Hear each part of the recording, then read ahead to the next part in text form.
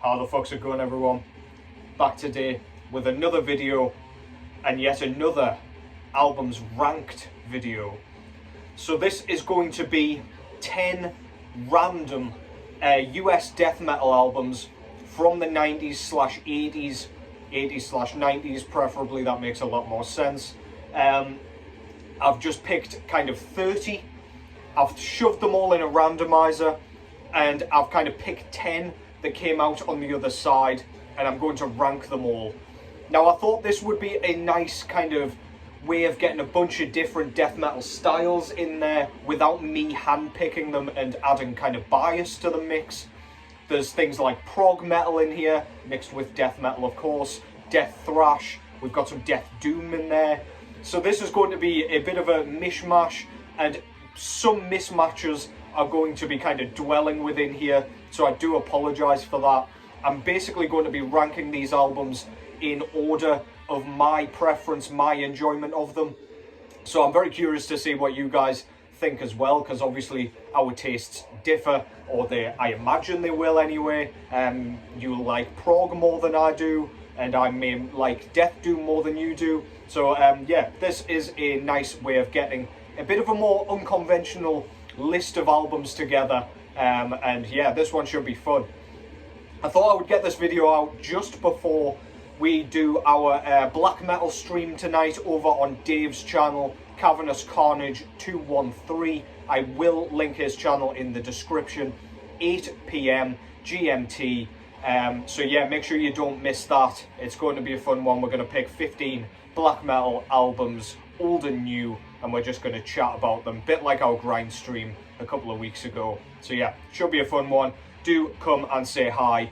But yeah, before we get into this, what we've got going on in the background, first of all, this is Undead, and they're now called Undead Prophecies. I assume they had some sort of copyright issues with that name, because I imagine there's a billion other Undeads. But yeah, this was their debut full-length album entitled False Prophecies. This was released in 2015 through Listenable Records. If you're not familiar with this band, they are essentially a death tribute band without actually using death tracks, so a little bit like Gruesome. They very much use the kind of early death formula and write their own songs to fit that kind of stencil, if you will. Really good shit. The drumming sounds like it came straight off, again, off a death album. Very kind of Leprosy influenced, I would say, especially with the production and everything. Lyrics are a bit gruffer than Chuck's were on those. But yeah, really good shit, man. This band's out of France and shares members with bands like Merciless and Loud Blast. So yeah, some really well-established musicians in this band. I don't actually know if they're still active, but they have 2 albums to date. I just saw this one sitting in my kind of on my shelf, and I thought that'll be a perfect one to throw on. Bit different, you might not have heard of it, but it still fits the kind of classic death metal formula that we all know and love. That's Undead, or Undead Prophecies, with False Prophecies to soundtrack this video. And yeah, let's get straight into it with my first pick, number 10. And this is going to seem very random to you, as I'm not going to tell you which albums are involved. You'll just have to kind of see as we go along. But what we've got here is the mighty Cyanide. This is their debut full-length album. I'm going to try not to say that for all of these because they're all debut albums. This is The Dying Truth, which I believe came out in 1992. This is a Chicago-based band, and this is essentially death doom, very crawling, very sluggish and patient, but super, super heavy. It's got a almost kind of traditional heavy metal production, because you can hear every fucking thing that's going on. There are kind of elements of the production that makes this almost sound a bit hollow, and that's probably partially due to the piccolo snare drum on this thing as well. It's so goddamn loud, so reverberating, and really, really kind of noticeable. I'm sure lots of people find it quite obnoxious at times, but I love it. I wish they used it on a Descent into Hell as well, their sophomore. But yeah, man, this is really, really fucking good. It's the reason it's at number 10 is I'm not always in the mood for this one. It gets quite repetitive at times. You've got to really be in the mood for this particular sound if you're going to go for it and reach for it and pull it off the shelf. But yeah, this thing's fucking great, man. Go and check that out if you haven't already. That's Cyanide with The Dying Truth. I find this one's a little bit underrated, personally, but again, I love the sound of that snare drum, so I can't get enough of it. But yeah, number 10, The Dying Truth by Cyanide. Number 2, well, number 9, I should say, also from 1992.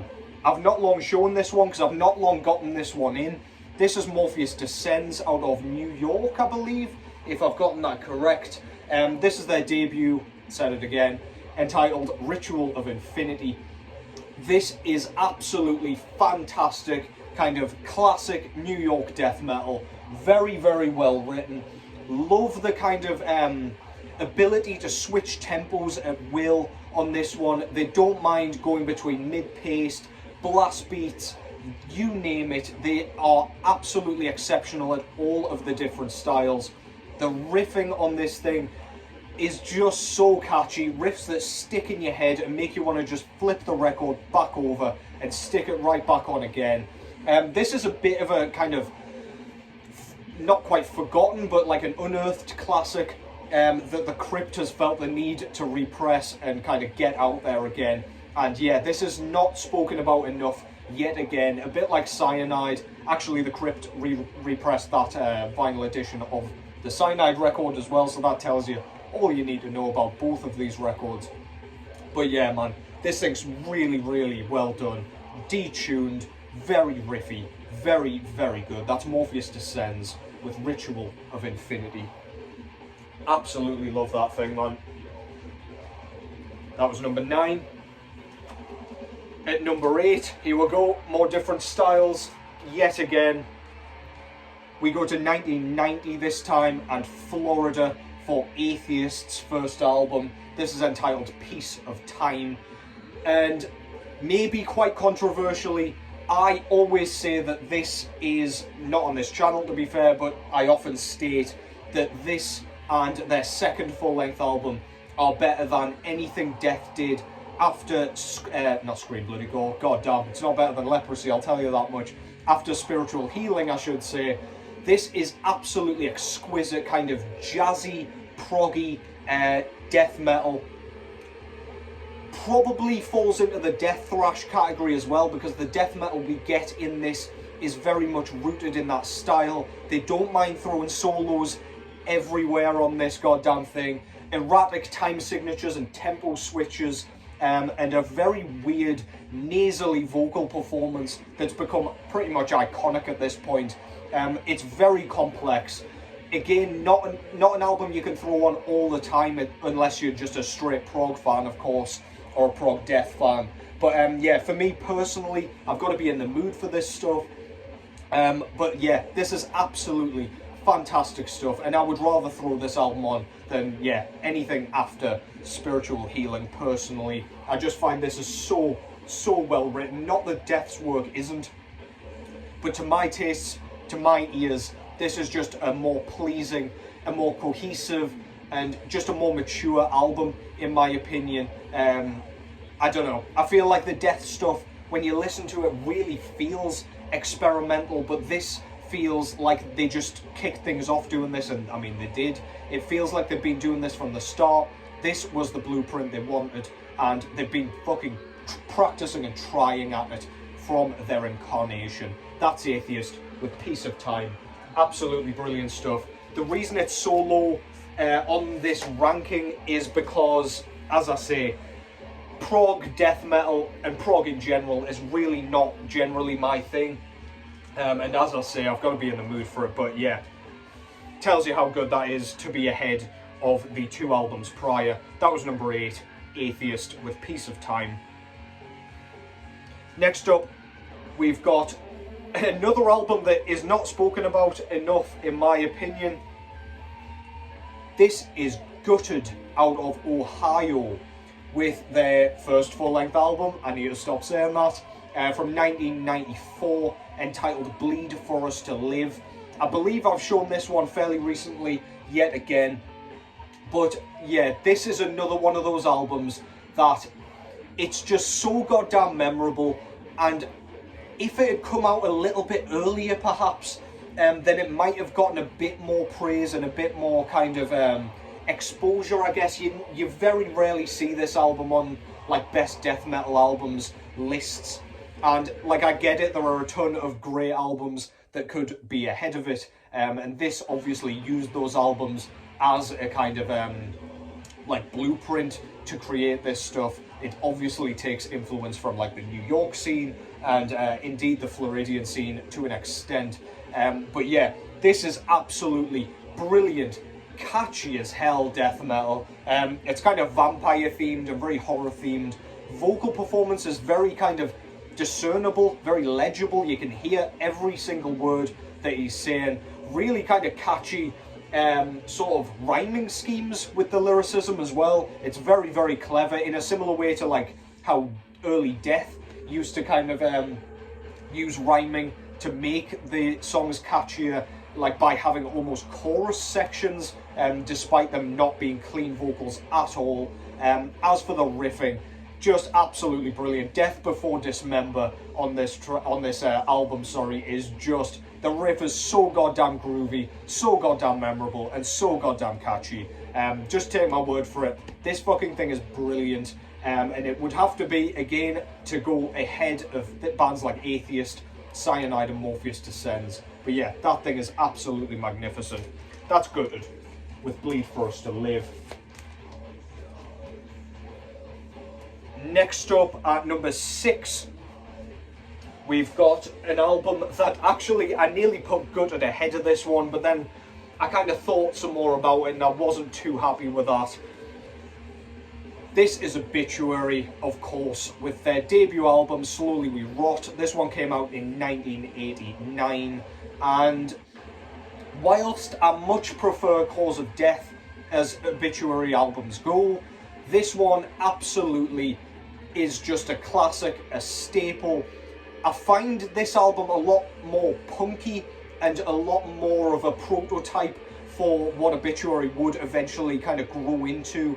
We've of course got John Tardy's ridiculously kind of eccentric, over-the-top, very, very recognisable vocals here.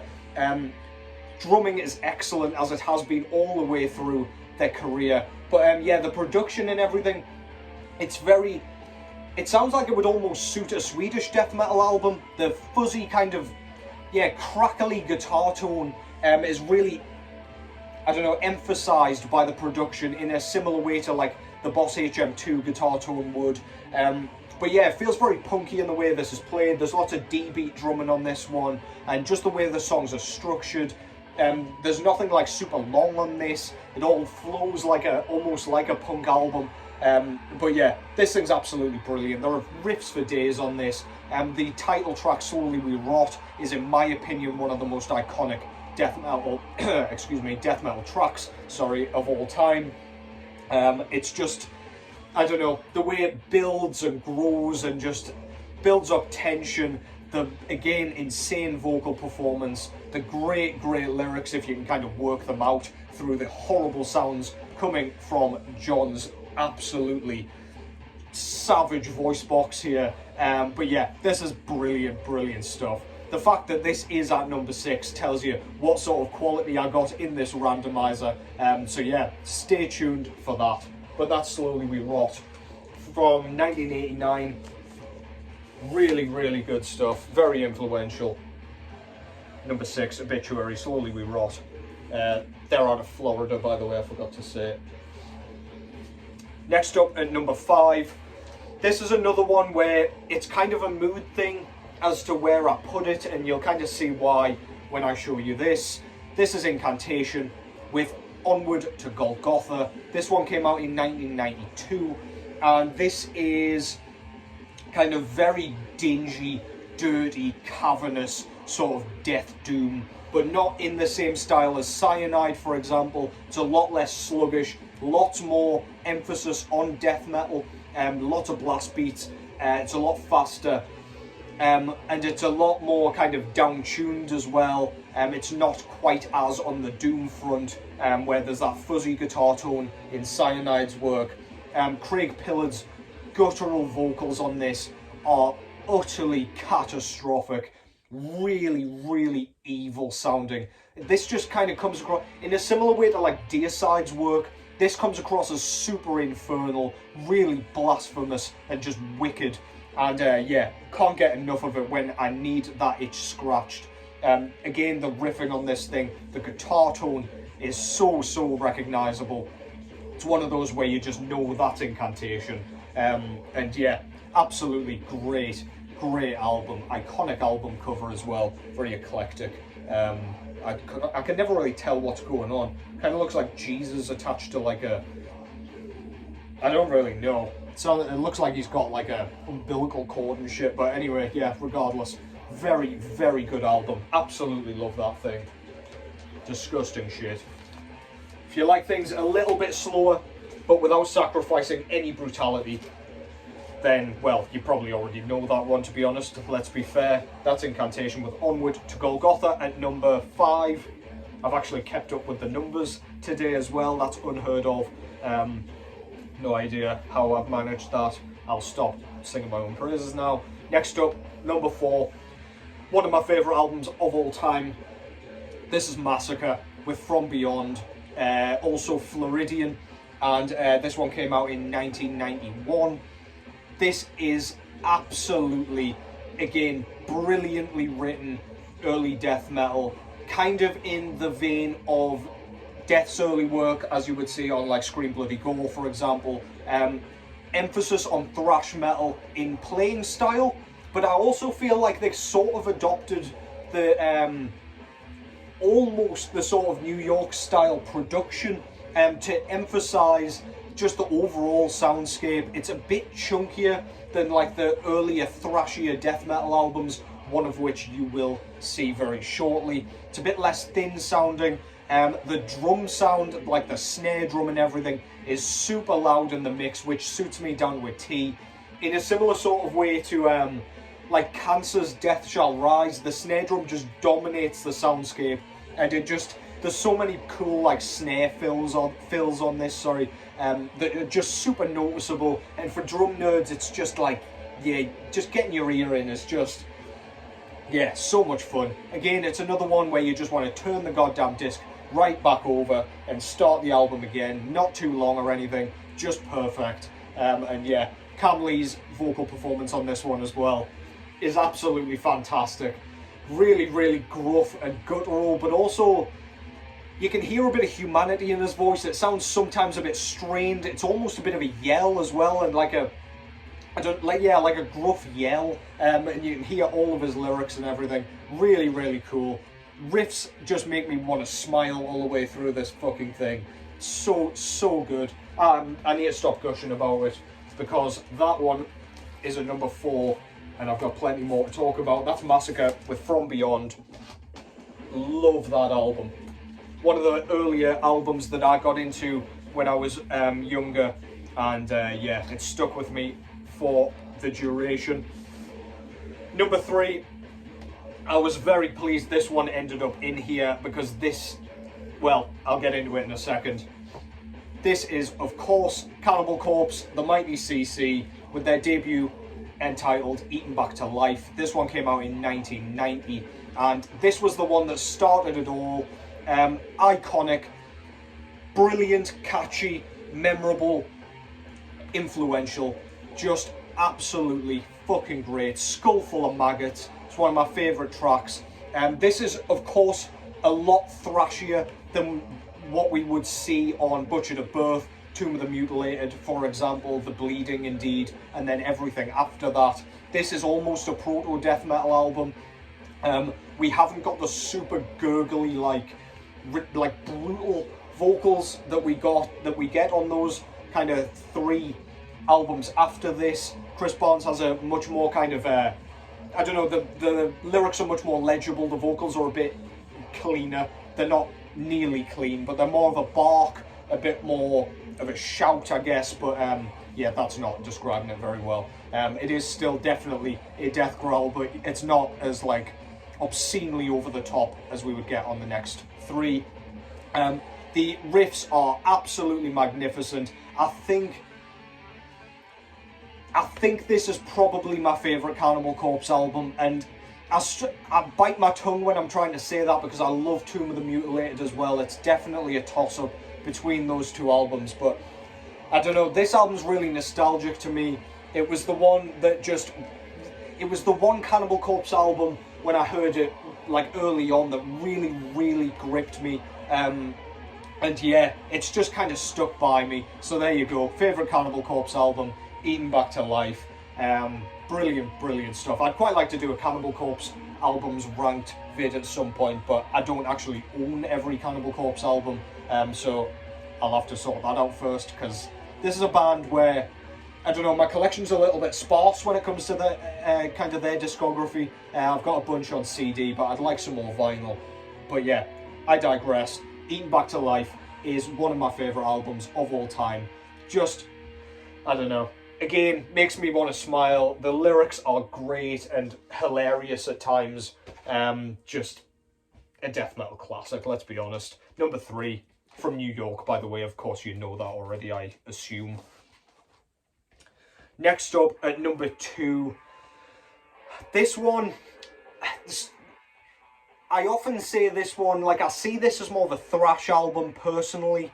However, I can see why it's included with death metal, and I don't mind calling it like a death thrash album. So I'm sure you know what's coming.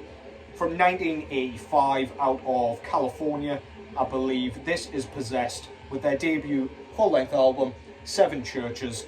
You already know it.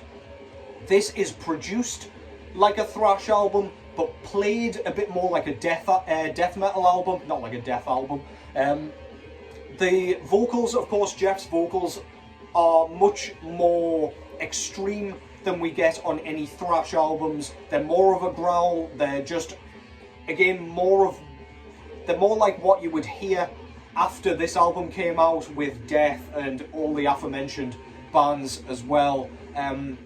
Things just got a bit more extreme with this. This isn't like what Venom is to black metal by any means. This definitely kind of resembles more of a death metal formula. We don't have blast beats. It is kind of structurally, drum-wise at least, it is a thrash album. But yeah, we get more extremity in the sort of guitar tone, the vocal performance, and just the overall sound. It sounds more evil, more extreme, more in your face. It's more like what, like, I don't know, I'm sure if your parents heard this back in the day, it was a long time before I was born when this one came out, but yeah, I'm sure if your parents kind of heard this as opposed to, like, I don't know, what else, like a earlier thrash album, for example, then they're more likely to, like, hate this. This is gonna sound like you're worshipping the devil and shit like that. I know what I'm trying to say, but yeah, this just kind of upped the ante a bit. It got a bit more intense and a bit more kind of fiery and hellish, and this is absolutely brilliant. It's super well written. Tracks like The Exorcist, for example, of course I was going to pick that track because it is absolutely iconic. We get the tubular bells kind of thing going on. One of the most iconic riffs in death metal history, no doubt about it as well, with the kind of lead sort of tremolo-y riff. Absolutely mesmerizing shit. Just an album that deserves to be celebrated, an album that you all should have if you're a self-respecting death metal fan. Even if you see it as a thrash album, there is no doubt about it, that was one of the biggest influences on said subgenre. And number 1, what the fuck beats Possessed, you may be wondering. I'll tell you what. This is Immolation's debut full-length album entitled Dawn of Possession. This one came out in 1991, and this band's based out in New York, of course. Immolation is my favourite death metal band of all time, the most consistent death metal band of all time, in my opinion. so many albums, so much consistency, so much variation as well. Look, I see a lot of people saying Immolation's a bit like Cannibal Corpse, where they've just been releasing the same album over and over again. And while they of course stick to a formula because they're a band, they've got a style, I just see a lot more variation, especially in production as you get further and further into their discography. The last couple of albums, yeah, fair enough, like the production is a bit cleaner and it makes it appear a little bit more sort of, I don't know, samey, I guess. But I digress anyway. Let's talk about this album. Dawn of Possession's where it all started. I don't feel like they've kind of fit into their signature style that they would take through the rest of their career on this one. This one's a little bit more simplistic, dare I say, a little bit more stripped back. It's not quite as erratic. However, on this one, we definitely, especially compared to other bands in the scene at this time, we see such a weird variety of tempo shifts. It's by no means kind of proggy, it's nothing like that. But they really don't like to stick with one riff. Very, very erratic, and even within riffs, the riffs are just so bizarre and so like jumpy and stop-starty that they create their own sound on this one. Ross Dolan's rumbling vocals are brilliant on this one. Not quite as, he sounds younger on this one basically, they're not quite as sort of grumbly, I guess, and like vibrating, if that makes any sense. But yeah, really clean and crisp performance. Brilliant riffs. The track Immolation is one of my favourite Immolation tracks, period. Yeah, iconic album, iconic logo, iconic album cover, and just an unforgettable album in my opinion. Immolation would struggle to be beaten in this category, regardless of what else could have ended up in this random 10 death metal albums. But yeah, I'm happy to see this one here, and I was more than happy to put it at number 1. So yeah, there you have it. That was 10 random USA death metal albums ranked.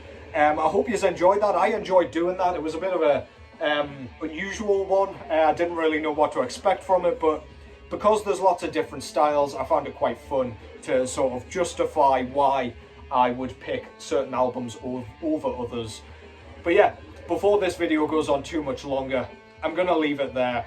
Thank you all very much for watching. Do join us on the stream later on. It's going to be a fun one. Just going to shove a few black metal albums your way, chat some shit. But yeah, hope your weekend's going well so far. Take care as always, and I will catch you in the next one.